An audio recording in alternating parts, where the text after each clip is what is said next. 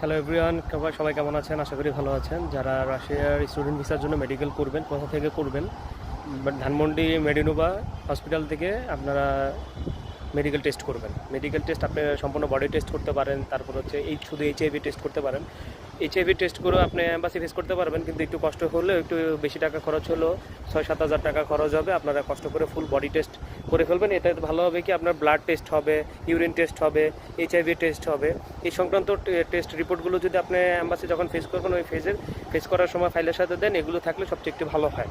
তো আপনারা যারা ভাবতেছেন কোথা থেকে করবেন, আমি বলবো ধানমন্ডি মেডিনোভা হসপিটাল থেকে সম্পূর্ণ বডি টেস্ট করার চেষ্টা করবেন। শুধু এইচআইভি না, এইচআইভি করলেও হবে, কিন্তু পসিবিলিটি একটু ভালো থাকে। যেহেতু আপনি এত টাকা খরচ করতেছেন, আর কিছু টাকার জন্য আপনি শুধু এইচআইভি টেস্ট করার দরকার নেই, আপনি সম্পূর্ণ বডি টেস্ট করা দেখতে পারেন। এটাতে আবার আপনার সুবিধা হবে যে আপনি এখান থেকে দেখতে পারলেন আপনার বডিতে কোনো সমস্যা আছে কি না।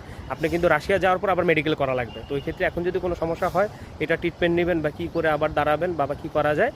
আবার আপনার কোনো কারণে যদি রাশিয়ায় গিয়ে আপনার মেডিকেল টেস্টে কোনো ধরনের কোনো সমস্যা হয়, ওই ক্ষেত্রে ওরা কী করবে, আপনাকে আবার বাংলাদেশে পাঠিয়ে দেবে।